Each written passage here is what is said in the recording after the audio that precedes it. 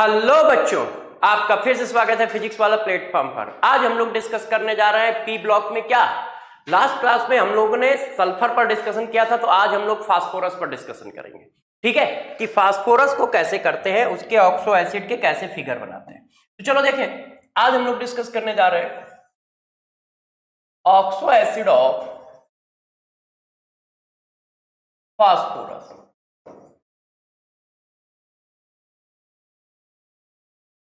कि फास्फोरस के oxo acid किस तरह से काम करेंगे, किस तरह से रिएक्शन करेंगे। ठीक है दोस्तों, तो जरा देखो फास्फोरस के ऑक्सो एसिड का काम कैसे होगा, किस तरह से रिएक्शन होगी, किस तरह से कंपाउंड बनेंगे और साथ साथ में उनके फिगर किस तरह से बनेंगे। तो देखो यार, फिगर पर काम जरूरी है। फास्फोरस और सल्फर के फिगर से भी क्वेश्चन आते हैं। फास्फोरस और सल्फर के फिगर से भी क्वेश्चन आते हैं। तो जो फ्लो चार्ट मैंने कल पढ़ाया था, डिट्टो वही फ्लो चार्ट आज भी हमें बनाना है। ज्यादा कुछ नहीं करना है, जो फ्लो चार्ट कल बनाया था वही फ्लो चार्ट आज बनाएंगे। कैसे बनाना है जरा देखो। हम लोगों ने क्या किया, बेस बनाया H3PO3 को। H3PO3 का दोस्त फिगर क्या होता है? यदि H3PO3 के फिगर को देखें तो हम लोग ऐसे बनाते हैं, इस तरह से, ऐसे। इसका नाम क्या होता है? Phosphorus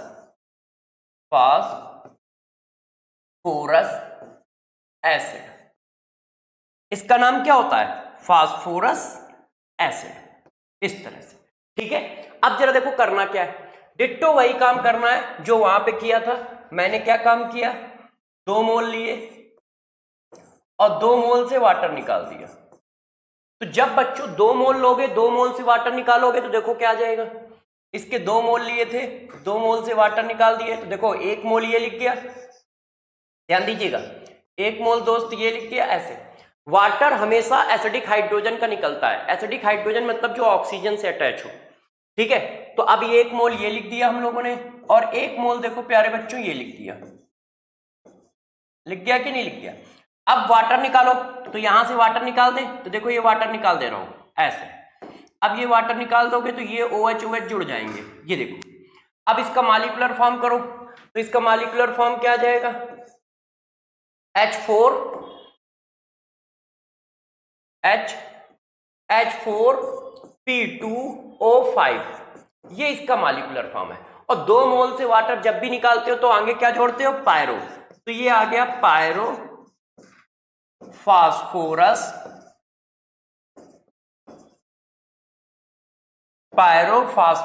acid.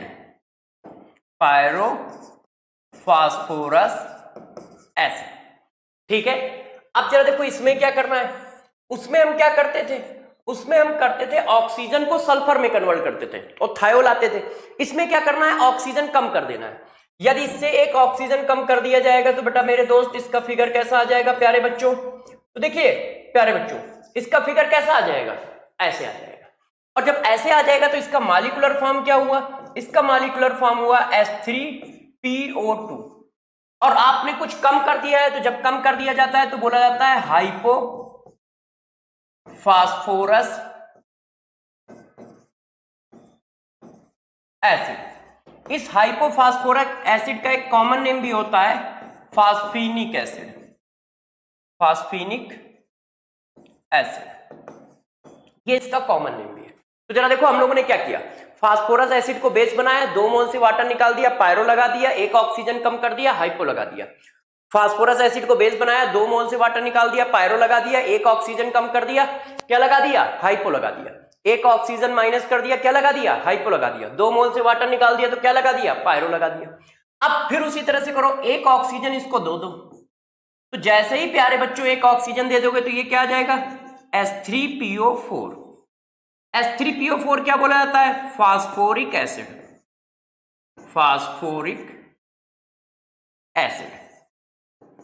अब फिर वही काम किया।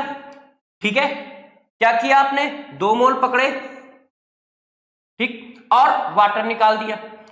3 मोल पकड़े, वाटर निकाल दिया। तो जरा देखो उसी तरह से काम करना है, गौर समझिएगा। ये हमारा आ गया इस तरह से, यहां तक की बात हो गई। अब मैंने क्या किया, 2 मोल पकड़े, वाटर निकाल दिया। ये देखो 2 मोल है, अब 2 मोल पकड़ के वाटर निकाल दोगे तो कैसे आ जाएगा? फास्फोरिक एसिड का फिगर क्या होता है? इधर फिगर बना देता हूं, तो इसका फिगर क्या होगा, एक ऑक्सीजन बढ़ाया है तो एक ऑक्सीजन इसमें और लगा दो, तो जब तुम इसमें एक ऑक्सीजन और लगा दोगे तो फिगर ऐसा हो जाएगा, ऐसे हो जाएगा। ये देखो, अब करना क्या है, 2 मोल से वाटर निकाला तो यही फिगर 2 बार लिख लो और वाटर निकाल दो। तो जब मेरे प्यारे बच्चों आप यही फिगर 2 बार लिखोगे तो ऐसे आएगा ना, ये देखो 2 बार आपने यही फिगर लिख लिया, ये देखिए, ध्यान दीजिए प्यारे बच्चों, है कि नहीं दोस्त। अब आपने 2 बार जब ये फिगर लिख लिया तो वाटर निकालना है, तो यहां से देखो वाटर निकालना है, ये देखो O और ये H, वाटर निकाल दिया। अब जब वाटर निकाल दोगे तो ये फिगर कैसा हो गया, ऐसे ज्वाइंट हो गया, इस तरह से, ये बॉन्ड है, ठीक है, ध्यान रखिएगा। लो अच्छा साफ साफ बना देता हूं, देखो ये इस तरह से आ गया ऐसे। अब इसका मॉलिक्यूलर फॉर्म कर लो, तो क्या आ जाएगा वाटर निकालने के बाद, तो वाटर निकालने के बाद आया उसके पास H4P2O7, नाम क्या आ जाएगा, जब भी 2 मोल से वाटर निकालते हैं तो क्या लिख देते हैं, पायरो, नाम लिख दिया pyrophosphoric acid, pyrophosphoric acid. बात समझ पाए कैसे किया, देखो फिर समझो, फास्फोरस एसिड को बेस बनाया, फास्फोरस एसिड बेस है, 2 मोल से वाटर निकाला, पायरो चिपका दिया, ऑक्सीजन कम कर दिया, हाइपो चिपका दिया, हाइपोफास्फोरस एसिड को ही फास्फिनिक एसिड कहते हैं। फिर ऑक्सीजन दे दिया एक और ऑक्सीजन देने से वो किस में कन्वर्ट हो गया, फास्फोरिक एसिड में। फिर 2 मोल से वाटर निकाला, पायरो चिपका दिया। अब जरा देखो यहां पर कई केस है, देखो बच्चों, अब हम क्या करते हैं, इसके एक ही मोल से वाटर निकालते हैं। तो जब 1 मोल से वाटर निकालोगे तो ये बनता है, जरा देखो, यदि इसके 1 मोल से वाटर निकाल दिया जाए तो क्या बनेगा, यहां से निकाल दो तो HPO3, इसको बोलते हैं meta phosphoric acid. Metaphosphoric acid unstable होता है, तो ये पॉलीमराइज हो जाता है। कैसे, इसके 3 मोल लो तो मेटाफास्फोरिक एसिड के 3 मोल पॉलीमराइज होते हैं तो ये आ जाता है। जब मेटाफास्फोरिक एसिड के 4 मोल पॉलीमराइज होते हैं तो ये आ जाता है ऐसे। और जब मेटाफास्फोरिक एसिड के n मोल पॉलीमराइज होते हैं तो दोस्तों ये आ जाता है ऐसे। गौर समझिएगा, हमने क्या किया, अभी 2 मोल से वाटर निकाल रहे थे, इसके 1 ही मोल से वाटर निकाल दो, तो जब इसके 1 ही मोल से वाटर निकाल देते हो तो ये बन जाता है ये, और ये अनस्टेबल होता है। ये दोस्त क्या होता है, अनस्टेबल होता है। अनस्टेबल होने की वजह से ये अनस्टेबल होता है, तो अनस्टेबल होने की वजह से ये इस तरह से हो जाता है। इसका कलर चेंज कर देते हैं, ये देखो, अनस्टेबल होने की वजह से ये ऐसा हो जाता है ऐसे। तो अनस्टेबल होने की वजह से ये क्या करता है, पॉलीमराइज कर जाता है। क्या हो जाता है, पॉलीमराइज हो जाता है। किसकी वजह से, अनस्टेबल होने की वजह से। पॉलीमराइज कैसे कैसे होता है, 3 मोल पॉलीमराइज हो सकते हैं, 4 मोल पॉलीमराइज हो सकते हैं और n मोल पॉलीमराइज हो सकते हैं। जब 3 मोल पॉलीमराइज होते हैं तो देखो फिगर कैसे आएगा, ठीक है, आप एक साइक्लोहेक्सेन बना लो जिसमें अल्टरनेट फास्फोरस ऑक्सीजन लगा लो। साइक्लोहेक्सेन बनाया जिसमें अल्टरनेट फास्फोरस ऑक्सीजन लगा दिया। फास्फोरस का कोई भी ऑक्सो एसिड हो मेरे दोस्त, उसके पास इतना पार्ट जरूर होता है। फास्फोरस का कोई भी ऑक्सो एसिड हो मेरे दोस्त, इसके पास इतना पार्ट जरूर होता है, ये पार्ट जरूर होगा, कोई भी फास्फोरस का ऑक्सो एसिड हो, ये पार्ट। और हर फास्फोरस के ऑक्सो एसिड का हाइब्रिडाइजेशन sp3 होगा। आपको फिगर आता हो ना आता हो, यदि फास्फोरस का हाइब्रिडाइजेशन पूछा जाए तो sp3, आपको फिगर आता हो ना आता हो, हर फास्फोरस में P डबल बॉन्ड O और एक OH जरूर होता है। हर फास्फोरस के ऑक्सो एसिड में P डबल बॉन्ड O और सिंगल बॉन्ड OH जरूर होता है। ध्यान रखिए, कितने हैं देख लो आप, सब में है। तो अब जरा बताओ, हर फास्फोरस के पास कितनी चीज जरूर होगी, एक डबल बॉन्डेड O और OH, तो इसको भी चाहिए डबल बॉन्डेड O एक OH, इसको भी चाहिए डबल बॉन्डेड O एक OH, इसको भी चाहिए डबल बॉन्डेड O एक OH। ये इसका फिगर आ गया। अब ये कैसा फिगर है, साइक्लिक फिगर है, तो नाम दिया जाता है साइक्लिक, ऐसे देते सॉरी, नाम दिया जाता है try cyclic Meta phosphoric acid, try, ठीक है, साइक्लिक मेटा फास्फोरिक एसिड। अब इसका कैसे फिगर बनेगा, इसी में एक फास्फोरस और एक ऑक्सीजन और बढ़ा दो, तो जब एक फास्फोरस और एक ऑक्सीजन और बढ़ा दोगे तो ये ऐसा हो जाएगा, ये देखो, और फिर हर एक फास्फोरस को डबल बॉन्डेड ऑक्सीजन और एक OH, ये तो हर एक फास्फोरस के पास होगा ही होगा। ये देखो मेरे दोस्त, ये आ गया। अब ये क्या है, ये टेट्रासाइक्लिक है, तो टेट्रा साइक्लिक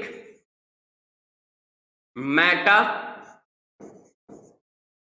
फास्फोरिक एसिड। थोड़ा सा डेंस लिख रहा है, ठीक है, कोशिश कर रहा हूं साफ साफ लिखूं जैसे एक ही स्क्रीन में आ जाए। अब N क्या होगा, तो N मेंबर की कोई रिंग तो बना नहीं पाओगे, तो ये क्या होता है, ओपन चेन में खुल जाता है। क्यों, क्योंकि N मेंबर की रिंग कैसे बनाओगे, तो ये इसी तरह का अरेंजमेंट है, बस ओपन कर दो। तो इसी अरेंजमेंट को जब ओपन कर दोगे तो हर एक के पास ये बात तो रहेगी, तो बस ये ऐसे चलता चला जाएगा इस तरह से दोस्त, ये ऐसे आगे भागता चला जाएगा। ये देखो ऐसे ऐसे, इसको क्या कहेंगे, N पॉली मेटाफास्फोरिक एसिड, साइक्लिक नहीं लगाएंगे। N का मतलब क्या होता है, पॉली मेटाफास्फोरिक एसिड, तो इसका नाम हो जाता है पॉली मेटाफास्फोरिक एसिड। इसका नाम क्या हो जाता है, पॉली मेटाफास्फोरिक एसिड इसका। तो जरा देखो हम लोगों ने क्या किया, हम लोगों ने इतना काम किया, फास्फोरस एसिड को बेस बनाया। सबसे पहले ये ध्यान रखो कि हमें बेस किसको बनाना है, दोनों में मैंने बेस सेम बनाया है। सेम बेस बनाने से क्या है, बच्चे को एक ही तरह से एक की प्रिपरेशन कर लो तो दूसरे की अपने आप प्रिपरेशन हो जाती है। कैसे करोगे, गौर समझो। हम लोग क्या करते हैं, कुछ इस तरह से अरेंज करते हैं, ठीक है। कैसे अरेंज करोगे, मेटाफास्फोरिक एसिड है, उसके 2 मोल से वाटर निकाला, पायरो लगा दिया, एक ऑक्सीजन कम कर दिया, हाइपो लगा दिया। मेटाफास्फोरिक देखो, फास्फोरिक एसिड के 2 मोल से वाटर निकाला, पायरो लगा दिया, एक ऑक्सीजन कम कर दिया, क्या लगा दिया, हाइपो लगा दिया, ठीक है। एक ऑक्सीजन दे दिया, फास्फोरिक एसिड आ गया, फिर 2 मोल से वाटर निकाला, पायरो लगा दिया, फिर मैंने 1 मोल से वाटर निकाल के बताया कि ये होता है मेटाफास्फोरिक एसिड, ये अनस्टेबल है, इसी वजह से ये ट्राइमराइज हो जाता है, टेट्रामराइज हो जाता है, पॉलीमराइज हो जाता है। ट्राइमराइज हो गया तो ट्राइसाइक्लिक मेटाफास्फोरिक एसिड, टेट्रामराइज हो गया टेट्रासाइक्लिक फास्फोरिक एसिड, और N नंबर ऑफ लग गए तो पॉलीलिनियर मेटाफास्फोरिक एसिड। अब जरा देखो यार दोस्तों, लास्ट एंड फाइनल, ये जो बना है इससे भी एक ऑक्सीजन कम कर दो, तो जब इससे एक ऑक्सीजन कम कर दोगे तो देखो ये फिगर आ जाएगा। जब आप इससे एक ऑक्सीजन कम कर दोगे तो ये फिगर आ जाएगा। बीच वाला ऑक्सीजन हमने कम कर दिया, ये वाला, ये देखो। अब इसका क्या कहते हैं, इसका हुआ H4P2O6, इसका नाम होता है हाइपो, कुछ कम होने में हम लोग हाइपो लगाते थे तो नाम हो जाता है हाइपो फास्फोरिक एसिड। तो ये क्या हो जाता है, हाइपोफास्फोरिक एसिड हो जाता है। इतने फिगर है, और इतने फिगर को आपको दिमाग में बैठाना बहुत इजी है। मुझे तो इस फ्लो चार्ट से ही याद रहते हैं, सिंपल सी बात है। मैं बस फास्फोरस एसिड को पकड़ता हूं, 2 मोल से वाटर निकाल के पायरो चिपका देता हूं, एक ऑक्सीजन कम कर दिया, ठीक है, तो उसको हाइपो चिपका दिया, और हाइपो को ही फास्फिनिक एसिड कहते हैं। फिर एक ऑक्सीजन दे दिया तो क्या आ गया, आर्थोफास्फोरिक एसिड, फिर 2 मोल से वाटर चिप लगाया, 2 मोल से वाटर निकाला, फिर पायरो चिपका दिया, पायरोफास्फोरिक एसिड, एक ऑक्सीजन कम कर दिया, हाइपोफास्फोरिक एसिड। अब 1 मोल से वाटर निकाला तो मेटाफास्फोरिक एसिड आया। मेटाफास्फोरिक अनस्टेबल होता है, तो ये क्या हो गया, ट्राइमराइज हो गया, टेट्रामराइज हो गया, और पॉलीमराइज हो गया। ट्राइमराइज हो गया तो ट्राइसाइक्लिक मेटाफास्फोरिक एसिड, टेट्रामराइज हो गया तो टेट्रासाइक्लिक मेटाफास्फोरिक एसिड, और पॉलीमराइज हो गया तो लीनियर पॉलीमेटाफास्फोरिक एसिड, लीनियर पॉलीमेटाफास्फोरिक एसिड। अब आपको कुछ खास बात बताते हैं। पहली बात तो मैंने ये बताई, ठीक है, अब और कुछ खास बातें जो मैं बताता जाऊंगा, ठीक है, आपको समझना है। हाँ, अब देखो जरा बच्चों, पहला पॉइंट क्या है, हर एक ऑक्सो एसिड के पास इतना पार्ट जरूर होगा, हर एक ऑक्सो एसिड के पास इतना पार्ट जरूर होगा। ये कॉमन पार्ट है हर एक ऑक्सो एसिड में, कॉमन पार्ट फॉर, ठीक है, ऑल ऑक्सो एसिड। जितने भी ऑक्सो एसिड होंगे उनके पास ये पार्ट जरूर होगा। दूसरी बात, इस पार्ट का हाइब्रिडाइजेशन, फास्फोरस का हाइब्रिडाइजेशन हमेशा sp3 होगा, sp3 किसमें? ऑल ऑक्सो एसिड में। जितने भी ऑक्सो एसिड मैंने बनाए हैं उन सभी में फास्फोरस का हाइब्रिडाइजेशन sp3 जरूर होगा। तो यदि आपको फिगर ना भी आए तब भी आप sp3 हाइब्रिडाइजेशन बोल दो, यदि वो पूछ रहा है, यदि वो पूछ रहा है तो ठीक है। अब नेक्स्ट नंबर पॉइंट गौर समझिए, यदि किसी के पास पीएच बॉन्ड है तो वो वाला ऑक्सो एसिड जो होगा रिड्यूसिंग एजेंट बोला जाएगा। यदि किसी के पास पीएच बॉन्ड है तो वो रिड्यूसिंग एजेंट है। कभी कभी ये भी पूछा जाता है कि इनमें से कौन सा ऑक्सो एसिड रिड्यूसिंग एजेंट है, तो oxo acid generally oxidising agent होते हैं। तो जब रिड्यूसिंग एजेंट पूछा जाता है तो बच्चा टेंशन में आ जाता है कि कैसे बताएं। तो जरा देखो H3PO2 ये रिड्यूसिंग एजेंट है, इसके पास 2 पीएच बॉन्ड है। H3PO3 इसके पास 1 पीएच बॉन्ड है। इनका फिगर तो जानते ही हो ना मेरे दोस्त, ये देखो इतना पार्ट तो कॉमन है। अब इसके बाद बचा क्या? हाइड्रोजन बचे, इतना पार्ट तो कॉमन है। इसके बाद एक H बचा, फिर ये देखो है, तो इन सबके पास क्या है? बॉन्ड है। तो इन जितने ज्यादा होंगे, जितने ज्यादा पीएच बॉन्ड होंगे उतना ज्यादा स्ट्रॉन्ग रिड्यूसिंग एजेंट होता है।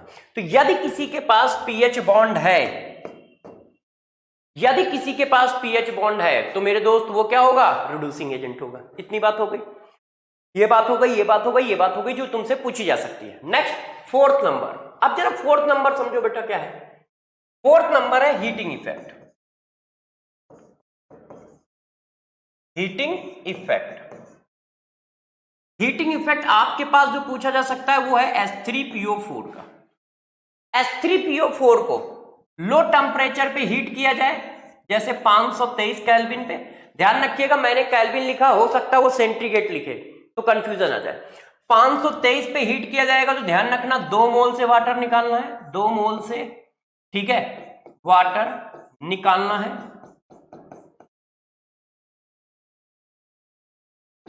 ये देखो, तो तुम 2 निकालना है या रिलीज करना है, कुछ भी लिख लो। तो 2 मोल से वाटर रिलीज करोगे ऐसे। मगर यदि यही चीज 800 केल्विन के आसपास की जाए, 873 केल्विन के आसपास, मतलब 500 डिग्री सेंटीग्रेड पे आसपास, ये डिग्री सेंटीग्रेड में कितना होगा? लगभग 500 डिग्री सेंटीग्रेड होगा। ये डिग्री सेंटीग्रेड में कितना होगा? लगभग 250 माइनस कर दोगे तो कितना आ जाएगा? हाँ, तो ये लगभग आ जाएगा 170 के आसपास डिग्री सेंटीग्रेड। अब जब हाई टेम्परेचर पे किया जाता है तो 1 मोल से वाटर निकालना है, तो 1 मोल से वाटर रिलीज करोगे। अब जरा बताओ, जब 1 मोल से वाटर रिलीज करोगे तो प्रोडक्ट क्या आएगा? Metaphosphoric acid plus water. और जब मेरे दोस्त 2 मोल से वाटर निकालोगे तो इसके जब 2 मोल से वाटर निकालोगे तो H4P2O7 पायरोफॉस्फोरिक एसिड आंसर आएगा।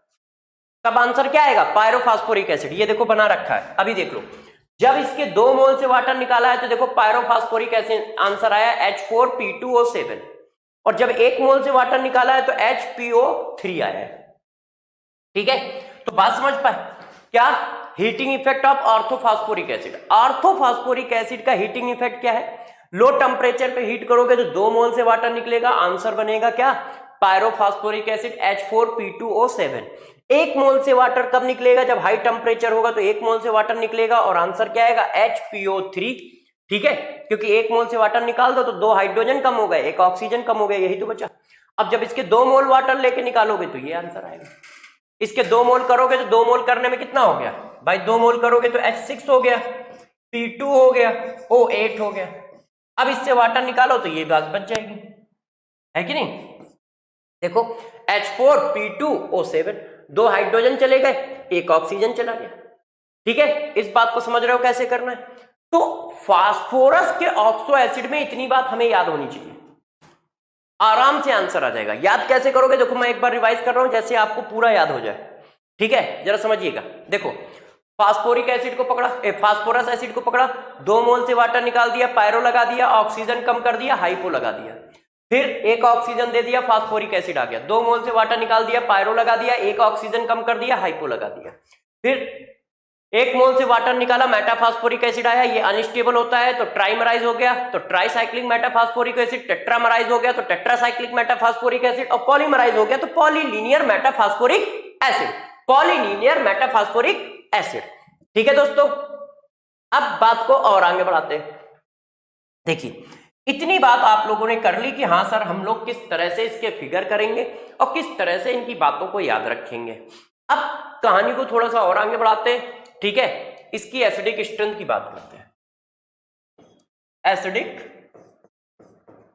स्ट्रेंथ ऑफ, अब देखो इनकी एसिडिक स्ट्रेंथ की बात की जाए कि सबसे ज्यादा एसिडिक कौन है। वैसे इनकी एसिडिक स्ट्रेंथ बहुत कम होती है। पहली बात, ये वीक एसिडिक होते हैं, वीक एसिडिक इन नेचर। ठीक है मेरे दोस्त। दूसरी बात क्या है, इनकी एसिडिक स्ट्रेंथ का ऑर्डर ये होता है, गौर से जरा ध्यान दीजिएगा।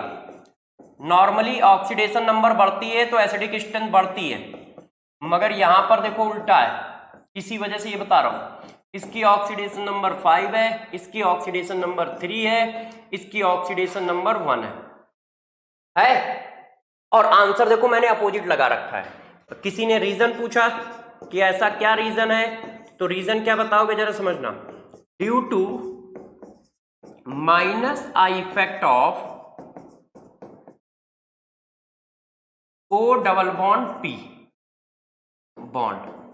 कैसे है इस बात को मेरे दोस्त मैं डिस्कस करके बताता हूं। जरा देखो यार, ये इस तरह से बना है, इसको थोड़ा सा और अच्छा बना लेता हूं। ये देखो, ये इस तरह से H H OH। ये दोस्तों कैसा है, इस तरह से H OH OH। ये कैसा है, ये इस तरह से। अब बातों को जरा अच्छे से समझिएगा कि ये क्या बात बता रहा हूं, कैसे बता रहा हूं। देखो, इसका आई इफेक्ट कैसा है, इसका आई इफेक्ट, तो यदि इसके आई इफेक्ट की बात करें दोस्त, तो इसका आई इफेक्ट कैसा है, हर एक में बना देता हूं। इसका आई इफेक्ट कैसा है, तो इसका आई इफेक्ट है कैसा, माइनस आई इफेक्ट है, डबल बॉन्ड है ना। तो जब माइनस आई इफेक्ट है तो ये इलेक्ट्रॉन को ऐसे विड्रॉ कराएगा, यहां पे प्लस आया, ठीक है, और फिर ये इलेक्ट्रॉन को ऐसे विड्रॉ करा, सॉरी डायरेक्शन गलत लग गई, 1 2 3।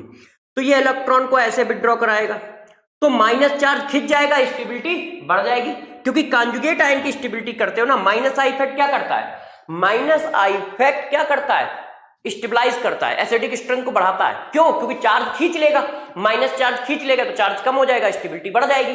तो माइनस आई इफेक्ट क्या करता है, स्टेबिलिटी को बढ़ाता है। मगर ये पूरा का पूरा माइनस आई इफेक्ट एक OH को मिल रहा है ना, पूरा minus I of O double bond P, ठीक है, एक OH को मिल रहा है। किसको मिल रहा है, एक OH को मिल रहा है, एक OH को।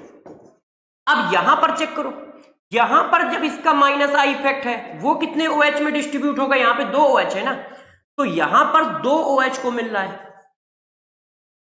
अब 2 OH को मिलेगा तो थोड़ा कम कम मिलेगा भाई, उतना प्लस चार्ज तो उतना ही आया, मगर 2 में डिस्ट्रीब्यूट हो गया। यहां पर जो प्लस चार्ज आया वो 2 में डिस्ट्रीब्यूट हो गया, तो चार्ज को कम करेगा, और वही प्लस चार्ज यहां 3 में डिस्ट्रीब्यूट हो गया तो और कम करेगा, है ना। पूरा माइनस आई इफेक्ट कितने में डिस्ट्रीब्यूट हुआ, 3 OH में डिस्ट्रीब्यूट हो गया है।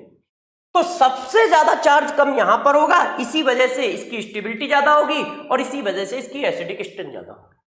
तो ध्यान रखिएगा, जर्नली क्या होता है, acidic strength of oxo acid यदि पूछी जाए, acidic strength of oxo acid, यदि ऑक्सो एसिड के एसिडिक स्ट्रेंथ पूछ रहा है तो आप डायरेक्ट लिख सकते हो ऑक्सीडेशन नंबर के डायरेक्टली प्रोपोर्शनल। जितनी ज्यादा ऑक्सीडेशन नंबर उतनी ज्यादा एसिडिक स्ट्रेंथ, ठीक है। ये देखो ऐसे, जैसे किसी ने कहा बताओ जरा इन दोनों में ज्यादा एसिडिक कौन है, तो हम ऐसे कर देंगे। क्यों कर देंगे, क्योंकि मेरे दोस्तों सबको पता है कि ये +4 है और ये +6 है।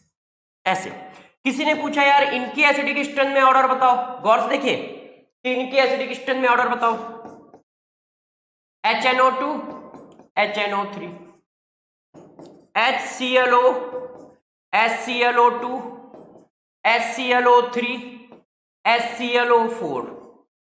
तो हम क्या करेंगे, देखो ये क्या है +3, ये क्या है मेरे दोस्त +5, +3 +5।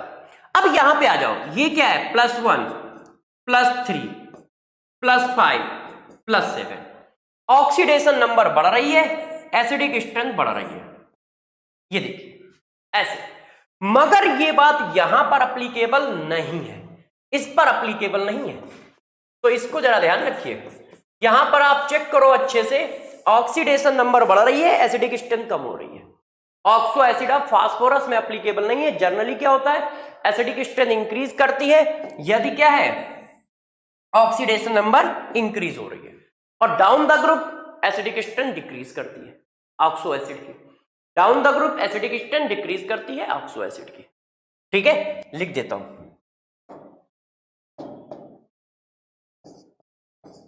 डाउन द ग्रुप क्या होगा बच्चों, डाउन द ग्रुप क्या होगा, down the group acidic strength of oxo acid decreases. Down the group क्या होगा, ऑक्सो एसिड की एसिडिक स्ट्रेंथ डिक्रीज करेगी। इसका मतलब तुम ये कहना चाहते हो कि नाइट्रिक एसिड ज्यादा एसिडिक होगा आर्थोफास्फोरिक एसिड से, आर्थोफास्फोरिक एसिड ज्यादा एसिडिक होगा, ठीक है, आर्सेनिक एसिड से, ये हम कहना चाहते हैं। तो इतनी बात हमारे पास आ गई कि हाँ यार एसिडिक स्ट्रेंथ कैसे निकालेंगे ऑक्सो एसिड की। अब कहानी को थोड़ा और आगे ले चलते। आपने ऑक्सो एसिड के फिगर पढ़ लिए, कुछ प्रॉपर्टी पढ़ ली, एसिडिक स्ट्रेंथ निकाल लिया। अब करते हैं क्या, रिएक्शन। तो जरा देखिए, अब हम लोग हेडिंग डालना है reaction of oxo acid. Oxo acid की रिएक्शन करते हैं। तो रिएक्शन ऑफ ऑक्सो एसिड में क्या बात इंपॉर्टेंट है, जरा देखो। सबसे ज्यादा इंपॉर्टेंट है नाइट्रिक एसिड। क्या इंपॉर्टेंट है, नाइट्रिक एसिड। नाइट्रिक एसिड मेरे दोस्त क्या होता है, HNO3। ये देखो नाइट्रिक एसिड बहुत इंपॉर्टेंट है। अब गौर से जरा नाइट्रिक एसिड की बात सुनिएगा। प्रॉब्लम क्या है, नाइट्रिक एसिड जो होता है 3 तरह का होता है। एक होता है कंसंट्रेट नाइट्रिक एसिड, एक होता है मेरे दोस्त डाइल्यूट नाइट्रिक एसिड, एक होता है वेरी डाइल्यूट नाइट्रिक एसिड। ये देखो, अब concentrate nitric acid strong oxidising agent होता है, स्ट्रॉन्ग ऑक्सीडाइजिंग एजेंट। ये जो होता है वीक ऑक्सीडाइजिंग एजेंट होता है, और ये जो होता है वेरी वीक ऑक्सीडाइजिंग एजेंट होता है। मगर ध्यान रखिए तीनों के तीनों ऑक्सीडाइजिंग एजेंट जरूर है। एक स्ट्रॉन्ग ऑक्सीडाइजिंग एजेंट है, एक वीक ऑक्सीडाइजिंग एजेंट है, और एक वेरी वीक ऑक्सीडाइजिंग एजेंट। ये सब ऑक्सीडाइजिंग एजेंट का काम करते हैं, और खुद में एसिड तो है, एसिड तो है ही है, मगर ये इस तरह से काम करते हैं। तो इनकी ऑक्सीडेशन वाली रिएक्शन इंपॉर्टेंट होती है, इनकी ऑक्सीडेशन वाली रिएक्शन इंपॉर्टेंट होती है। तो जरा देखो रिएक्शन कैसे करनी है और कहां पे करनी है। सबसे ज्यादा इंपॉर्टेंट होती है कंसंट्रेट HNO3 वाली रिएक्शन। तो जरा देखो, अब हम रिएक्शन करेंगे कंसंट्रेट HNO3 वाली। Reaction of concentrate HNO3। देखो कंसंट्रेट HNO3 जब भी कहीं ऑक्सीडाइजिंग एजेंट का काम करता है तो अपने को क्या करता है, अपने को कन्वर्ट कराता है हमेशा किसमें, NO2 में। यहां पे इसकी ऑक्सीडेशन नंबर +5 है, यहां पर इसकी हो गई 4। यदि मेरे दोस्तों ये बताओ कि जो ऑक्सीडाइजिंग एजेंट होगा वो सेल्फ में क्या करेगा, रिडक्शन। तो देखो ये सेल्फ में क्या कर रहा है, यदि आप अच्छे से ध्यान दो तो सेल्फ में इसने क्या किया है, रिडक्शन किया है। ये देखिए ऐसे +5 से +4, +5 से +4 जाना रिडक्शन है, तो सेल्फ में रिडक्शन करता है। और सेल्फ में रिडक्शन करके बनाता क्या है, ये क्या होता है, ये ब्राउन कलर की गैस होती है, ब्राउन कलर की गैस होती है। कौन? NO2। NO2 जो होती है वो ब्राउन कलर की गैस होती है, इस तरह से, ठीक है। तो ये देखो यार, तो HNO3 की आधी रिएक्शन तो हमें पता चल गई कि HNO3 किस में जाएगा? NO2 में। अब हमें आधी रिएक्शन पर फोकस करना है कि बची हुई आधी रिएक्शन क्या होगी, किस तरह से काम करेगी, ठीक है ना दोस्त। हमें क्या है, बची हुई आधी रिएक्शन पर फोकस करना है। तो गौर से ध्यान दीजिए, हम बची हुई आधी रिएक्शन की ओर चलते हैं। ध्यान दीजिए, अब मैं आपको अगले पेज में ले चलता हूं, ठीक है, जैसे आप रिएक्शन को लिख पाओ और समझ पाओ। देखो, एक साथ आपको 100-200 रिएक्शन पढ़ाने जा रहा हूं। पाश्चन, आसाम की पिक्स ब्राउन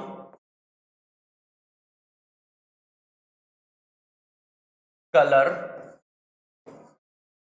की जगह कम है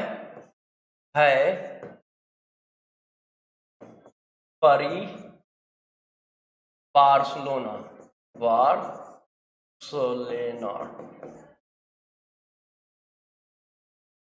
ये देखो जरा, इस स्टेटमेंट को अच्छे से देखो कैसे काम करेगा, अभी समझाता हूं। इसमें बहुत सारी रिएक्शन छुपी हुई हैं।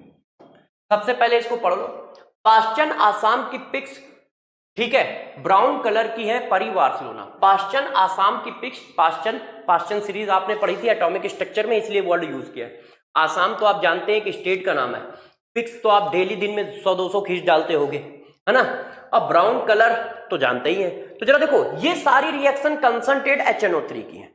ये सारी रिएक्शन दोस्त किसकी है? कंसंट्रेट HNO3 की है। गौर समझिएगा, ये सारी रिएक्शन कंसंट्रेट HNO3 की है। और 1 मिनट में खत्म कर दूंगा, आप देखते जाओ बस। ब्राउन कलर क्या बता रहा है? ब्राउन कलर ये बता रहा है इन सभी रिएक्शनों में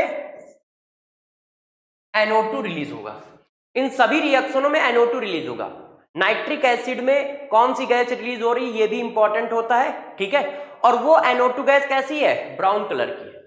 ये इसके कलर को बता रहा है यहां से यहां तक कि यार जो बाई प्रोडक्ट है वो NO2 गैस होगा, ऊपर से उसका कलर कैसा होगा? ब्राउन। इतनी बात हो गई। अच्छा देखो, ये लिखे मेटल, पहले लिखे पीरियोडिक टेबल जैसे लिखी जाती है वैसे ही लिखा है। ये लिखे मेटलाइड, मैंने पीरियोडिक टेबल जैसे लिखते वैसे ही लिखी है। ये लिखे नॉन मेटल, जैसे बच्चों को दिक्कत ना आए। अब देखना, मिनटों में खत्म करने वाला हूं, ठीक है। आप सिर्फ इस बात पे फोकस करो कि क्या बताने जा रहा हूं। तो पाश्चन आसाम की पिक्स, ठीक है, पाश्चन आसाम की पिक्स ब्राउन कलर की है परी बार्सिलोना।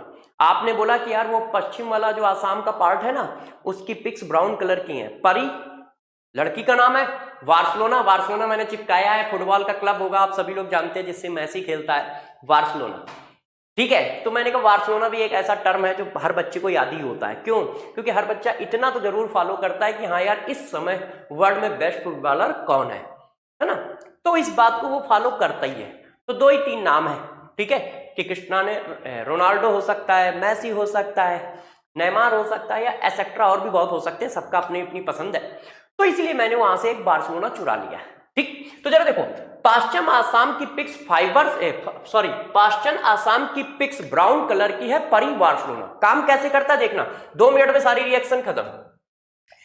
मैंने कहा कि जैसे पीरियोडिक टेबल लिखी है वैसे लिखा है। ये मेटल है, ये मेटलाइड है और ये नॉन मेटल है। अब गौर से समझो, खेल खत्म करते हैं। नॉन मेटल जो होते हैं कंसंट्रेट HNO3 से रिएक्शन करते हैं तो बस एक ही चीज बनाते हैं। क्या बनाते हैं? देखिए, oxo acid with stable maximum oxidation number, वो ऑक्सो एसिड बनाएंगे और स्टेबल ऑक्सीडेशन नंबर के साथ। अब बताओ, नॉन मेटल P से कौन स्टार्ट होता है? देखना अपने आप समझ जाओगे। P से कौन स्टार्ट होता है? फास्फोरस। तो इसका मतलब यदि फास्फोरस की रिएक्शन किसी ने HNO3 से करा दी तो हम क्या बनाएंगे? फास्फोरस का मैक्सिमम ऑक्सीडेशन नंबर क्या है? 5, और उसका ऑक्सो एसिड क्या है? H3PO4। बस बना दो। और ये किस में चेंज हो जाएगा, NO2 में, क्योंकि हर रिएक्शन में NO2 निकलेगी, हो गई रिएक्शन। बस आपको मैक्सिमम ऑक्सीडेशन नंबर का ऑक्सो एसिड बना देना है और पहचानने में कभी दिक्कत नहीं आएगी। सबको पता है नॉन मेटल है तो P से 2 नॉन मेटल का नाम बताओ, P से एक ही नॉन मेटल है फास्फोरस, तो पहचानने में दिक्कत ही नहीं आएगी। अब सबको पता है I से एक ही नॉन मेटल है आयोडीन, तो किसी को दिक्कत ही नहीं आएगी। ध्यान रखिएगा यहां पर कोई 7 वाला मत बना देना, वो अनस्टेबल होता है, इसलिए हम लोग इसको बनाना प्रीफर करते हैं। C से क्या होता है, कार्बन।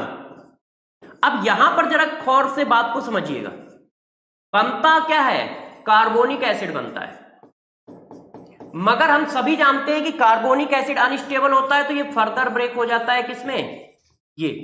तो हमें लगता है कुछ अलग काम हुआ है, नहीं दोस्त, अलग काम नहीं हुआ है, कॉन्सेप्ट सेम है, ठीक है। वो हमारा थोड़ा सा धोखा है कि हमें ये बात नहीं पता चली। और आप जानते हो इसके रिस्पेक्ट में क्या बन जाएगा, H2SO4। तो ये रिएक्शन खत्म हुई।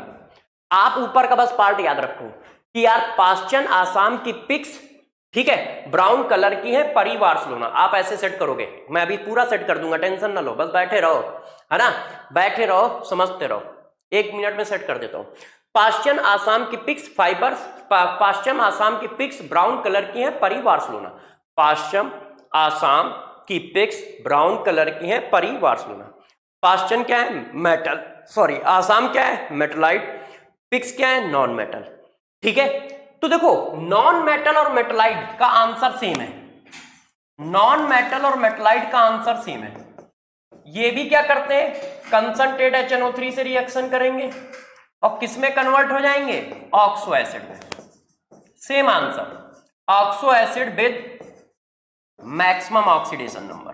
भाई बात ये भी ना कि ऑक्सो एसिड तो बहुत सारे हैं, तो सर हम कौन सा ऑक्सो एसिड बनाए, वो ऑक्सो एसिड बनाओगे जिसकी ऑक्सीडेशन नंबर सबसे ज्यादा हो। ए का मतलब क्या होता है, आर्सेनिक, एस का मतलब क्या होता है, SN, एस का मतलब क्या होता है, SB, ठीक है। ये देखो SN, SI भी कर सकते हो, ये है, ज्यादा एलिमेंट नहीं है। ये जो बचा हुआ A और M है इसका कोई मीनिंग नहीं है। तो बच्चों ने कहा सर A और M लगाया क्यों है, क्योंकि ऊपर वाला वर्ड लगाते तो आपको अच्छा ना लगता, है ना, कि ASS लगाते तो आपको मजा ना आती, अच्छा ना फील होता, इसलिए मैंने AM और जोड़ दिया, आसाम कर दिया, ठीक है ना, कि जैसे थोड़ा सा रिलैक्स फील हो, अच्छा फील हो।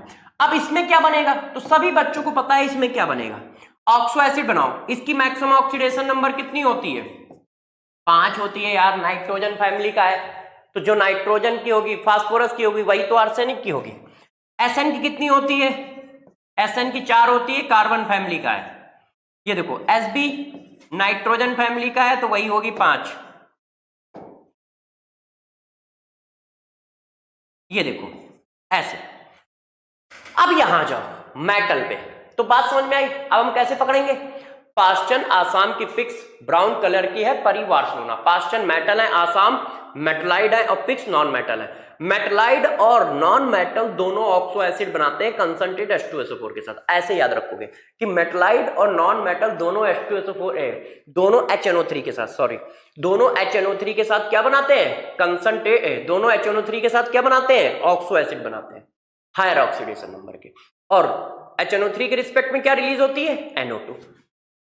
बन गया, इतनी रिएक्शन कर दी। अब इधर आ जाओ, मेटल P। अच्छा मेटल बनाता क्या है ये तो लिख दूं, पहले कॉन्सेप्ट चिपका देता हूं। तो जरा देखो यार, कॉन्सेप्ट चिपका रहा हूं। मेटल क्या करते हैं, मेटल जो होते हैं कंसंट्रेट HNO3 से रिएक्शन करते हैं। मेटल जो होते हैं वो कंसंट्रेट HNO3 से रिएक्शन करते हैं और बनाते क्या है, metal nitrate with maximum oxidation number,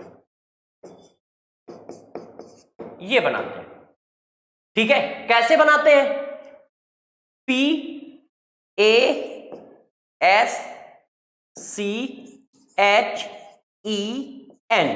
जरा गौर समझिएगा, P से लेड, A से सिल्वर, S से SN, C से कॉपर, H से Hg, E से Fe।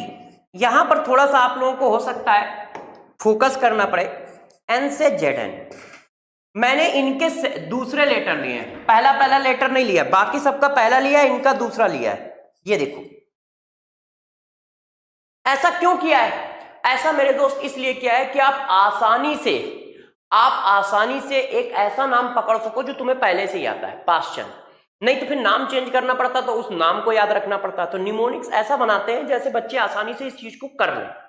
तो देखो, पास्चन क्या है? पास्चन वो मेटल है जो कंसंट्रेट HNO3 से रिएक्शन करके क्या बनाएंगे? Metal nitrate with higher oxidation number, और साथ में क्या रिलीज करेंगे? NO2, और साथ में क्या रिलीज करेंगे? NO2। अब इसके हायर ऑक्सीडेशन नंबर का मेटल नाइट्रेट बताओ। पीबी की हायर ऑक्सीडेशन नंबर क्या है? कोई 4 मत बोल देना, स्टेबल ऑक्सीडेशन नंबर चाहिए। ऑक्सीडेशन नंबर कैसी चाहिए? स्टेबल। 4 अनस्टेबल होती है। सिल्वर की कितनी होती है? 1। ऐसा ध्यान रखना, ये मैंने लिखा है मगर इसका कोई काम नहीं है। थोड़ा सा सेटिंग पर भाई फोकस करोगे, ठीक है? सेटिंग का थोड़ी सी जिम्मेदारी है। एसएन से कुछ नहीं होना है, इस एस का कोई मतलब नहीं है। इस एस का मतलब उसमें आता है, इसको हटा देता हूं। इस एस का मतलब इसको यहां पे इसका मना कर दो, है ना? ये देखो उड़ गया, इसको ऐसे कर दीजिए। 1 मिनट प्यारे बच्चों, इसका कोई मतलब नहीं। तो अब जरा देखो क्या आया, इधर ध्यान दीजिए। इसका कोई मतलब नहीं। कॉपर की मैक्सिमम ऑक्सीडेशन नंबर कितनी होती है मेरे दोस्त? 2। Hg की मैक्सिमम कितनी होती है? 2। Fe की कितनी होती है? 3। Zn की कितनी होती है? 2। ये आंसर आ गए इनके। ये देखो, तो मैंने क्या बताया? पास्चन आसाम की पिक्स, ठीक है, ब्राउन कलर की है, परी बार्सिलोना। ब्राउन कलर ये बता रहा है ये सब कंसंट्रेट HNO3 की रिएक्शन है और इन सब में NO2 रिलीज होगी। पास्चन मेटल है, ये क्या बनाएगा? हायर ऑक्सीडेशन नंबर के मेटल नाइट्रेट। पास्चन मेटल है, क्या बनाएगा? हायर ऑक्सीडेशन नंबर के मेटल नाइट्रेट। आसाम और पिक्स मेटल और मेटलाइड है, ये क्या बनाएंगे? Oxo acid higher oxidation number के। ये क्या बनाएंगे? Oxo acid higher oxidation number के। ठीक है, अब बच्चों थोड़ा सा बातों को और आगे ले चलते हैं और इसको डिस्कस करते हैं। ये परी क्या है? परी जो है अनरिएक्टिव मेटल है। ये कंसंट्रेट HNO3 से रिएक्शन नहीं करते। कौन कौन नहीं करता? परी नहीं करते। PARI, पापा की परी।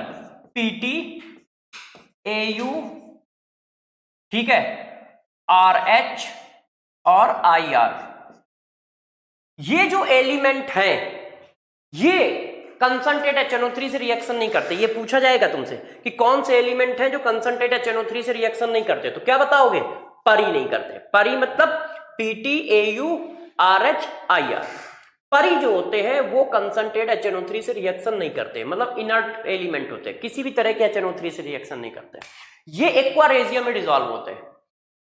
ना तो ये कंसंट्रेट HNO3 से रिएक्शन करते हैं, ना कंसंट्रेट HCl से रिएक्शन करते हैं, मगर उनका जो मिक्सचर एक्वा रेजिया होता है उससे रिएक्शन करते हैं। तो परी वो एलिमेंट है जो कंसंट्रेट HNO3 से रिएक्शन नहीं करेंगे। ठीक है, अब बात आती है, बचा क्या पढ़ाने को? बार्सिलोना। बार्सिलोना बच्चों क्या होता है, जरा इस बात को समझाता हूं। देखो बार्सिलोना क्या है, इसको थोड़ा सा समझाता हूं। देखो ये एक हमारे पास मेटल है इस तरह से, ठीक। अब बार्सिलोना वो एलिमेंट है जो पहले इससे रिएक्शन करते हैं, और रिएक्शन करके क्या करते हैं? इनके ऊपर एक लेयर बना देते हैं इस तरह की। रिएक्शन करेंगे और रिएक्शन करके इनके ऊपर इस तरह की एक लेयर चढ़ा देंगे, ऐसे इस तरह की ऑक्साइड की फिल्म। ये देखो इस तरह की लेयर चढ़ा देते हैं, very thin layer of oxide of metal, so further reaction नहीं हो पाती है। तो जो देखो ये क्या करते हैं, बार्सिलोना वो एलिमेंट है जो शुरुआत में रिएक्शन करेंगे मगर मेटल के ऊपर एक लेयर बना देंगे ऑक्साइड की, जिसकी वजह से फर्दर पेनेट्रेशन नहीं हो पाता है, मतलब कंसंट्रेट HNO3 फिर रिएक्शन नहीं कर पाता है। ये रिएक्शन ही नहीं करते, दोनों में डिफरेंस समझो, ये रिएक्शन ही नहीं करते मगर ये रिएक्शन करके लेयर बनाते हैं, और जो रिएक्शन करके लेयर बनाते हैं मेरे दोस्त, उन्हीं को कहा जाता है पैसिव एलिमेंट। एक टर्म यूज होता है पैसिव एलिमेंट। पूछेगा इनमें से कौन से पैसिव एलिमेंट है, या इनमें से कौन सा एलिमेंट है जो कंसंट्रेट HNO3 के साथ या HNO3 के साथ एक थिन ऑक्साइड की लेयर बना देता है, तो आप इन्हीं का नाम लोगे, किनका? बार्सिलोना का। इन्हीं का नाम लोगे, किनका? बार्सिलोना का। ठीक है, कौन होते हैं बार्सिलोना? जगह खत्म हो गई तो यहां लिख देते हैं। बार्सिलोना में कौन कौन आएगा, इसको जरा समझो। देखो पहले इसको इधर देख लो। ये देखो हम लोगों ने ये लिखा है कि बार्सिलोना है। अब बार्सिलोना में कौन कौन आता है जरा देखो।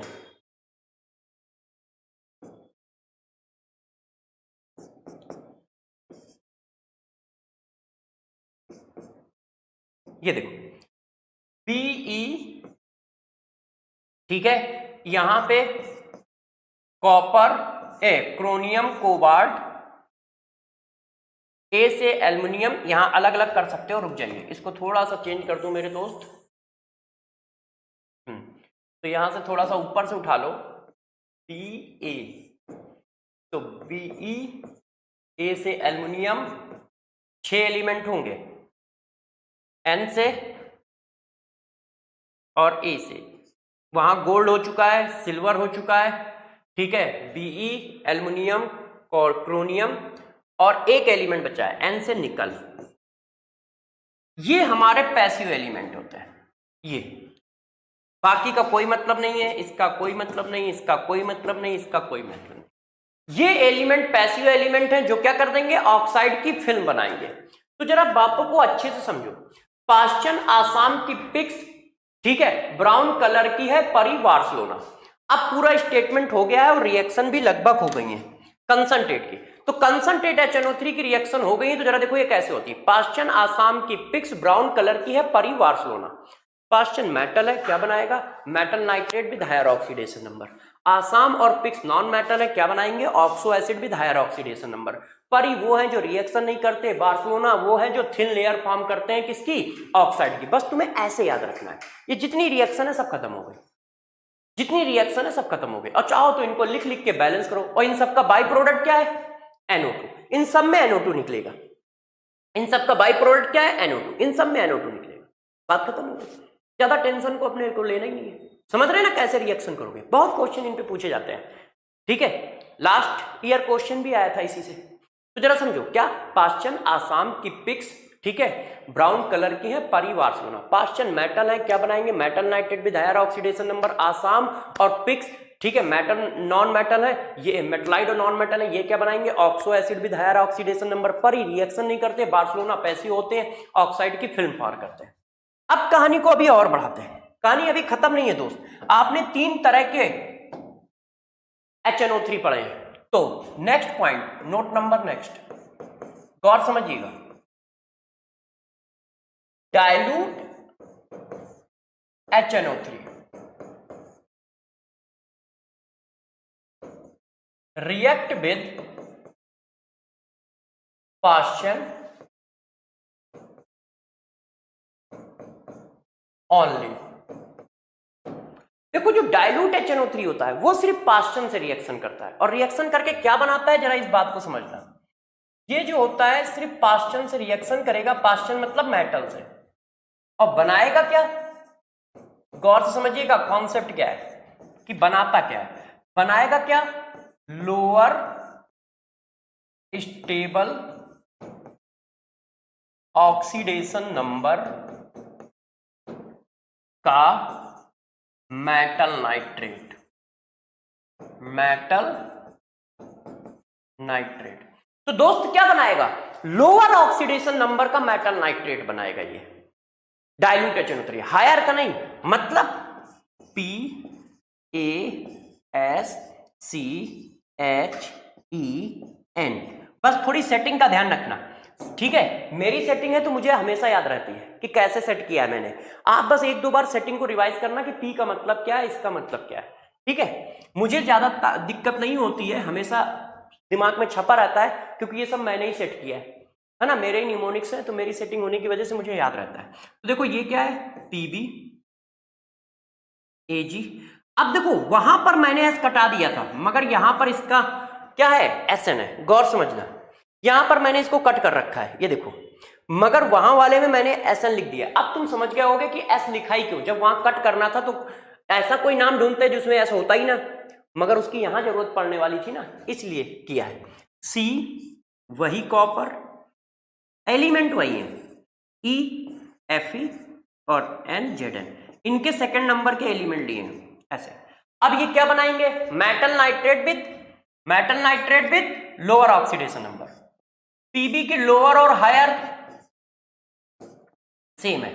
पीबी देखो +2 +4 शो करता है, मगर +4 स्टेबल ही नहीं होती है, तो इसका मतलब उसकी सिर्फ +2 है, तो लोअर और हायर सेम है, तो वही बनाएगा यार। जिसकी लोअर और हायर अलग अलग है उसके अलग अलग प्रोडक्ट आएंगे। अब जिनकी एक ही ऑक्सीडेशन नंबर है तो उनके दो कैसे आ जाएंगे, तो पीबी लोअर में भी वही बनाएगा, हायर में भी वही बनाएगा।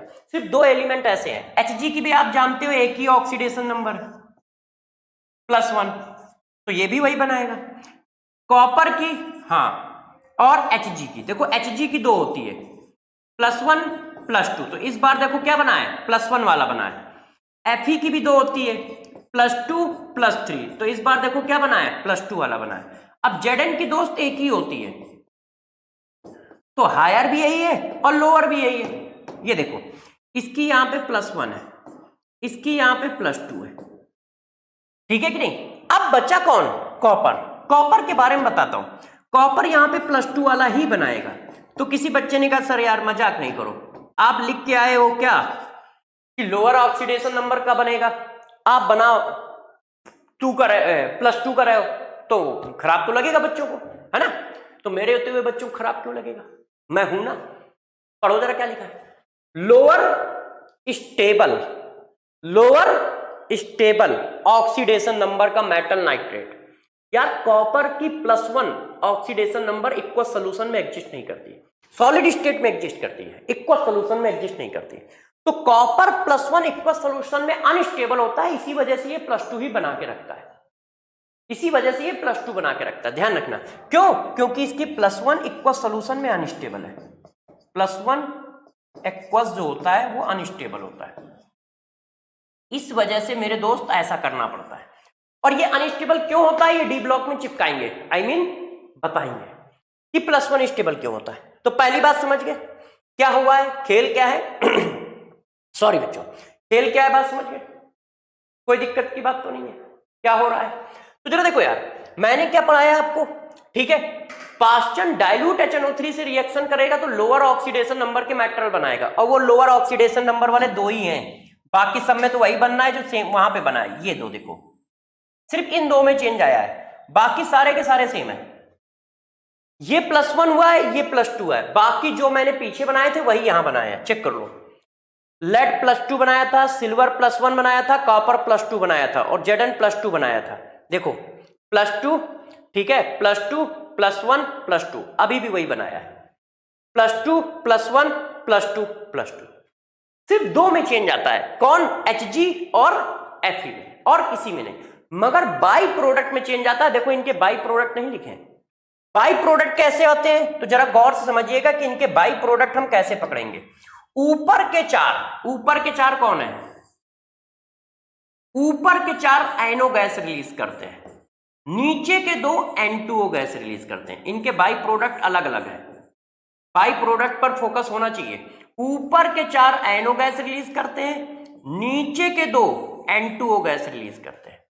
ऊपर के 4 एनो गैस रिलीज करते हैं, नीचे के 2 N2O, ऐसे याद रखना, या ऊपर के 4 एनो, नीचे के 2 N2O। ऊपर के 4 लेड AS, ठीक है, S की तो अलग रिएक्शन है CH, ऊपर के 4 यही तो है S को छोड़कर, है ना।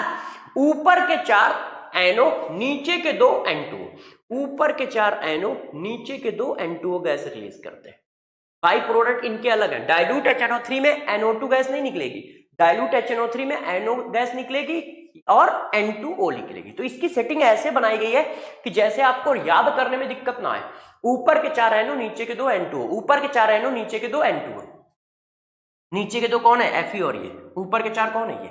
अब यार इसका बताता हूं कि ये क्या काम कर रहा है, Sn। Sn जो होता है वो बनाता है क्या, अमोनियम नाइट्रेट। इसका प्रोडक्ट बिल्कुल अलग होता है, ये देखो ऐसे बनाता है। क्या बनाएगा, अमोनियम नाइट्रेट बनाएगा इससे रिएक्शन करके। ये बाई प्रोडक्ट है, सॉरी 1 मिनट इसको पूरा लिख दूं, नहीं तो गलत कर दोगे आप लोग। हाँ, कैसे बनाया, मेटल नाइट्रेट बनाया, SnNO3 का होल ट्वाइस, ठीक है, प्लस अमोनियम नाइट्रेट। इसका बाई प्रोडक्ट अलग है, बाई प्रोडक्ट क्या है, अमोनियम नाइट्रेट। ये देखो इसका बाई प्रोडक्ट जो है वो दूसरों के बाई प्रोडक्ट से बिल्कुल डिफरेंट है, ठीक है। तो इस बात को आपको ध्यान रखना है। ये देखिए इसका बाई प्रोडक्ट समझो, देखो ये देखो, तो Sn जो होता है नाइट्रेट बनाएगा +2 ऑक्सीडेशन नंबर का, मगर इसका बाई प्रोडक्ट अमोनियम नाइट्रेट होगा, NO नहीं होगा। इसीलिए मैंने ऊपर के 4 में Sn नहीं, S काउंट नहीं किया है, S एक स्पेशल कैरेक्टर के साथ आ रहा है। तो जब पास्चन डाइल्यूट HNO3 से रिएक्शन करता है तो लोअर ऑक्सीडेशन नंबर के मेटल नाइट्रेट बनाता है। वो लोअर ऑक्सीडेशन नंबर सिर्फ Hg और Fe में पता चलेगी और किसी में पता नहीं चलेगी, क्योंकि मोस्ट ऑफ द एलिमेंट जो है वो एक ही तरह के ऑक्सीडेशन नंबर शो करते हैं। लेड, सिल्वर, Zn, इनकी ऑक्सीडेशन नंबर एक ही होती है। Zn की +2 होती, चाहे वो लोअर बोल लो चाहे हायर बोल लो। Hg की +1 होती, चाहे लोअर बोल लो चाहे हायर बोल लो। लेड की +2 होती, चाहे लोअर बोल लो चाहे हायर बोल लो। अलग अलग ऑक्सीडेशन नंबर आती नहीं है। कॉपर की आती है, मगर इक्वस सोल्यूशन में +1 स्टेबल नहीं होता है, इस वजह से वो +2 बनाता है, और जिनकी अलग अलग स्टेबल है उनकी चेंज कर देता है। Sn एक अपना स्पेशल केस रख रहा है, मेटल नाइट्रेट बनाता है लोअर ऑक्सीडेशन नंबर का, मगर बाई प्रोडक्ट क्या होता है, अमोनियम नाइट्रेट। बाई प्रोडक्ट क्या होता है, अमोनियम नाइट्रेट होता है, ठीक है। और इस तरह से इसकी रिएक्शन आती है। अब जरा देखो यार, कहानी को और आगे बढ़ा लेते हैं। जब आपने इतना कर ही लिया है तो एक रिएक्शन आपको करके दिखा देते हैं जो बहुत इंपॉर्टेंट है। क्यों, क्योंकि एनसीईआरटी में दी हुई है। कॉपर प्लस कंसंट्रेट HNO3 आप बनाओगे, मैं नहीं बनाऊंगा। कॉपर प्लस डाइल्यूट HNO3, बताइए। तो कॉपर प्लस कंसंट्रेट HNO3 करोगे तो क्या आएगा, क्या पढ़ाया था, पास्चन। मेटल है तो तुम समझ लो पास्चन है। तो मेटल का क्या रूल था, हायर ऑक्सीडेशन नंबर का मेटल नाइट्रेट बनाएगा प्लस NO2। तो कॉपर की हायर ऑक्सीडेशन नंबर कितनी होती है, +2। हायर ऑक्सीडेशन नंबर का मेटल नाइट्रेट बना दिया और NO2 बना दिया, हो गया। अब डाइल्यूट HNO3 से करोगे तो लोअर ऑक्सीडेशन नंबर का मेटल नाइट्रेट बनेगा, इसकी हायर और लोअर सेम है, और गैस कौन सी निकलेगी, तो ऊपर के 4 NO, नीचे के 2 N2 होगा। ऊपर के 4 में P, A, C, तो ऊपर के 4 आ गया, पास्चन है ना। तो क्या आएगा, NO। देखो बाई प्रोडक्ट अलग अलग है, ये देखिए है। इस तरह से हम करेंगे रिएक्शन। तो रिएक्शन मैंने एक भी नहीं किया, आप बस उसी से रिएक्शन अपने आप कर लोगे, आपको करने की जरूरत नहीं पड़ेगी। अब जरा देखो यार दोस्त, अब बात करते हैं कंसंट्रेट HNO3 की, कि कंसंट्रेट HNO3 की रिएक्शन तुम कैसे, कंसंट्रेट HNO3 तो करा दिया, concentrate H2SO4, sorry, reaction of H2SO4।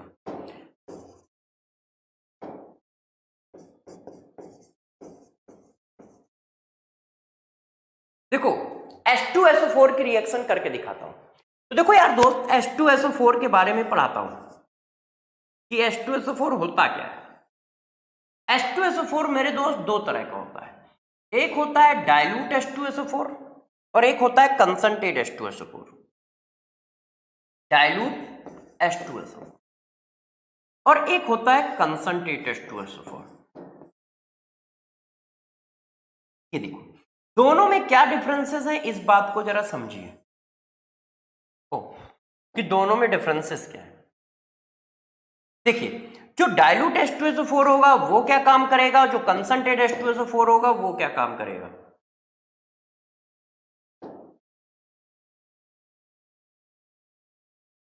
गौर से बात को समझिएगा। जो H2SO4 है वो दो तरह का है, डाइल्यूट H2SO4, कंसंट्रेट H2SO4।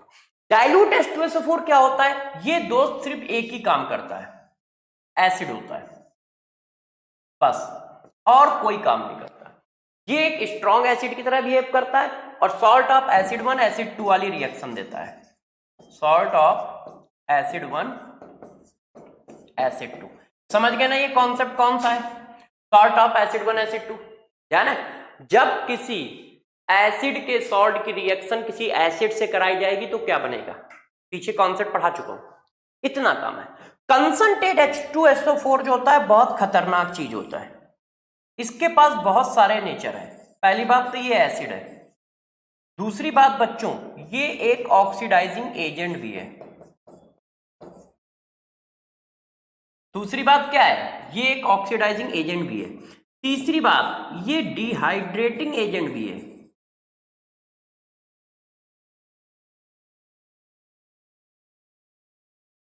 चौथी बात मेरे दोस्त देखो गौर से, एसिड भी है, ऑक्सीडाइजिंग एसिड भी है, डिहाइड्रेटिंग एसिड भी है, और सॉल्ट ऑफ एसिड 1 एसिड 2 तो अपना करता ही है।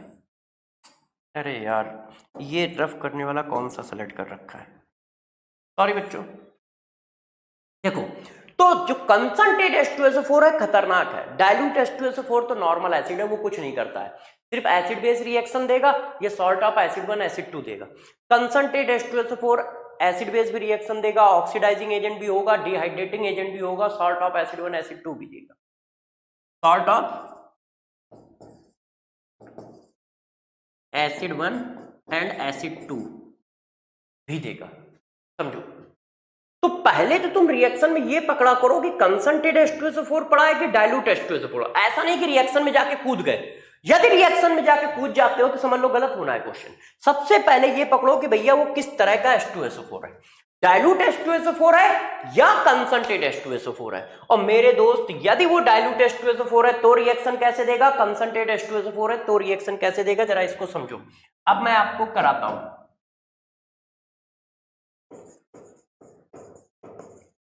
Reaction with element. ये सब लैब रेजेंट है तो खूब रिएक्शन करते हैं।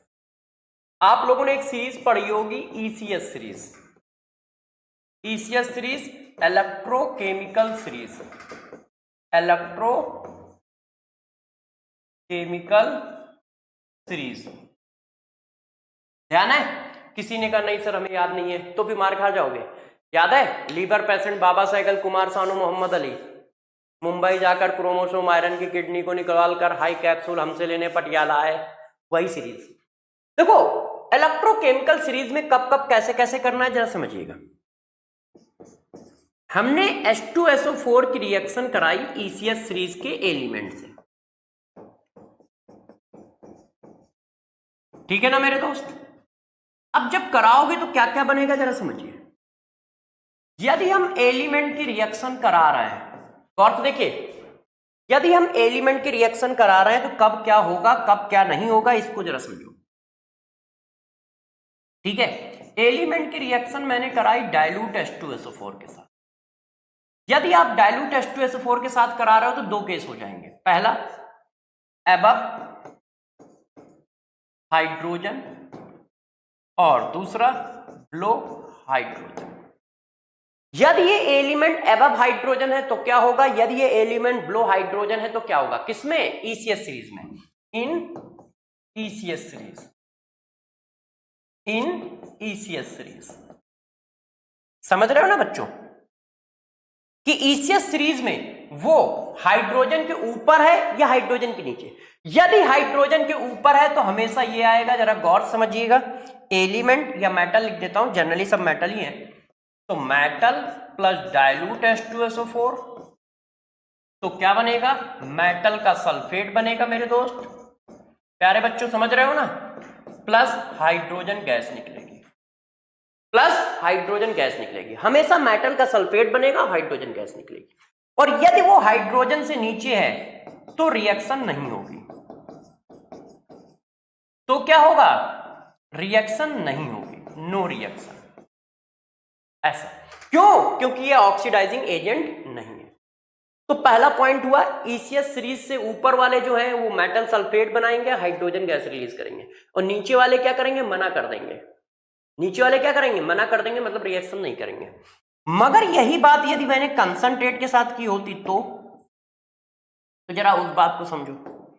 मैंने एलिमेंट की रिएक्शन कराई है कंसंट्रेट H2SO4 के साथ, तो जब बेटा कंसंट्रेट H2SO4 के साथ कराते हैं तो जरा देखो क्या होता है, एबव हाइड्रोजन इनिशियस सीरीज और बिलो हाइड्रोजन इनिशियस सीरीज। कंसंट्रेट H2SO4 के साथ कराओगे तो मेटल जब कंसंट्रेट H2SO4 के साथ रिएक्शन करेगा तो आंसर बनाएगा metal sulphate plus hydrogen gas. देखो सेम आंसर है। और नीचे वालों के साथ रिएक्शन कराओगे तो वो रिएक्शन करेगा कंसंट्रेट H2SO4 और क्या बनाएगा, metal sulphate plus SO2 plus water. ध्यान रखिएगा, क्यों ये रिएक्शन इसलिए हो पाती है क्योंकि ये ऑक्सीडाइजिंग एजेंट है। तो ये क्या करता है, ऑक्सीडाइजिंग एजेंट की तरह रिएक्शन कराता है। तो ये देखो जरा, तो गौर से ध्यान दीजिए सबसे पहले कि ईसीएस सीरीज की रिएक्शन कैसे है। अब ये 150 रिएक्शन है, अपने आप कर लोगे। मेटल ईसीएस सीरीज में कहां है, यदि ईसीएस सीरीज में वो हाइड्रोजन के ऊपर है तो मेटल सल्फेट दोनों बनाएंगे, हाइड्रोजन गैस दोनों रिलीज करेंगे। और यदि वो नीचे है तो डाइल्यूट वाला मना कर देगा रिएक्शन करने से और कंसंट्रेट वाला रिएक्शन करेगा, मेटल सल्फेट बनाएगा और SO2 गैस बनाएगा। मेटल सल्फेट बनाएगा और SO2 गैस बनाएगा। फॉर एग्जांपल जैसे ये देखो, मैंने दो रिएक्शन लिखे, ध्यान दीजिए दोस्त, मैंने कहा इनके आंसर बताओ। एक आपके लिए ये रिएक्शन है और एक आपके लिए ये रिएक्शन है, और यही रिएक्शन फिर लिखी, एक आपके लिए ये रिएक्शन है और एक आपके लिए ये रिएक्शन है। ऐसे तो क्या बनेगा, मेटल सल्फेट बनेगा। ये देखो ये क्या बनाएगा, मेटल सल्फेट बनाएगा, हाइड्रोजन गैस। ये क्या करेगा, नो रिएक्शन। क्यों, क्योंकि कॉपर हाइड्रोजन के नीचे हाई कैप्सूल सिल्वर का हमसे लेने पटियाला है। हाई मतलब कॉपर और सिल्वर का, सिल्वर Hg कैप्सूल कॉपर है ना, हाई कैप्सूल सिल्वर का हमसे लेने, कैप्सूल कॉपर है। तो ये देखो यही यहां करेंगे तो मेटल सल्फेट बनाएगा, हायर ऑक्सीडेशन नंबर का बनाएगा, ध्यान रखिएगा ऐसे। और यहां पर भी वो मेटल सल्फेट बनाएगा ऐसे। प्लस यहां पर क्या है, यहां पर हाइड्रोजन गैस रिलीज होगी और मेरे दोस्त यहां पर SO2 गैस रिलीज होगी। ये देखो दोनों में ये डिफरेंसेस है। इतना कॉन्सेप्ट समझ पाए कि ये कॉन्सेप्ट मैंने कैसे चिपकाया है, इस बात को ध्यान रखोगे कि कब कब किस किस तरह से रिएक्शन कर रहा है। कंसंट्रेट रिएक्शन करेगा तो मेटल सल्फेट हाइड्रोजन, ठीक है, और बिलो द हाइड्रोजन वाले से रिएक्शन करेगा तो मेटल सल्फेट SO2, और यहां पर क्या होगा, इस तरह से होगा। अब जरा देखो यार, इसी को थोड़ा सा और आगे ले चलते हैं। अब डिहाइड्रेटिंग एजेंट H2SO4 क्या है मेरे दोस्त, डिहाइड्रेटिंग एजेंट भी होता है। तो जब ये डिहाइड्रेटिंग एजेंट होता है तो ये क्या करता है, ये इस तरह से काम करता है। कंसंट्रेट H2SO4 जो होता है ये मॉइस्चर को एब्जॉर्ब कर लेता है और मॉइस्चर को एब्जॉर्ब करके इस तरह से कंपाउंड बनाता है ऐसे। और ये रिएक्शन हाईली एक्सोथर्मिक होती है, हाईली एक्सोथर्मिक होती है ऐसे। ये पानी पकड़ के खींच लेता है। जैसे किसी ने क्या किया, किसी ने ऑक्जेलिक एसिड दे दिया, ये देखो इस तरह से एक एक करके करते हैं। अच्छा चलो, किसी ने फार्मिक एसिड दे दिया, अब इस कंसंट्रेट H2SO4 डाल दिया ऐसे। अब ये क्या करेगा, पानी पकड़ के खींच लेगा। अब इसमें पानी खींच लो तो बचेगा क्या, CO बचेगा, और तुमने पानी खींच लिया है, जल ही जीवन है, तड़प के CO पे पहुंच गया। अब किसी ने ये ले लिया ऑक्जेलिक एसिड, तो फिर पानी पकड़ के खींच लो, तो तुमने पानी पकड़ के खींच लिया, ये देखो ऐसे। तो जब पानी पकड़ के खींच लोगे तो क्या होगा, बचा क्या, बचा क्या, CO plus CO2 plus water. ये देखो भाई पानी निकल गया तो ये CO बचा, ये CO2 बचा। इसी तरह से आप और भी कर सकते हो, जैसे ये देखो ग्लूकोज, ग्लूकोज क्या होता है C6H12O6 है। अब यदि मैं ग्लूकोज को ऐसे लिख दूं, क्योंकि ग्लूकोज को कार्बोहाइड्रेट कहा जाता है, तो कार्बोहाइड्रेट का मतलब क्या होता है, कार्बन के हाइड्रेट। तो कार्बन के हाइड्रेट, ये देखो ग्लूकोज ये लिखा गया, ये कार्बन का हाइड्रेट है। अब यदि इसकी कंसंट्रेट H2SO4 से कर दोगे तो क्या होगा, ये डिहाइड्रेटिंग एजेंट है, सारा वाटर खींच लेगा, और सारा वाटर खींच लिया तो ये ब्लैक कलर का रेजिड्यू बन जाएगा, रेजिड्यू ऐसे। ये टेस्ट है, बेसिक टेस्ट है, test of alcohol, test of glucose. यदि स्कूल में बेसिक टेस्ट ग्लूकोज का करते हो तो सबसे पहले यही कराया जाता है, आप ग्लूकोज का पाउडर डाल दो, है ना, और उसमें कंसंट्रेट H2SO4 डाल दो, तो वो क्या हो जाएगा, नीचे ब्लैक कलर का आ जाएगा, डार्क ग्रे होता है उसका, डार्क ग्रे कलर का रेजिड्यू दिखने लगेगा। इसका मतलब ग्लूकोज में बी पॉसिबल, या किसी भी तरह का कार्बोहाइड्रेट में भी पॉसिबल है कि हाँ यार कार्बोहाइड्रेट हो सकता है, क्योंकि कार्बोहाइड्रेट कार्बन के हाइड्रेट होते हैं, सबका फार्मूला इसी तरह से होता है। तो वो वाटर पकड़ के खींच लेता है तो सब क्या होता है, ब्लैक कलर का रेजिड्यू रह जाता है सिर्फ, और कुछ रह नहीं जाता है। ठीक है, तो H2SO4 क्या डिहाइड्रेटिंग एजेंट भी है, इस तरह से भी काम करता है मेरे दोस्त।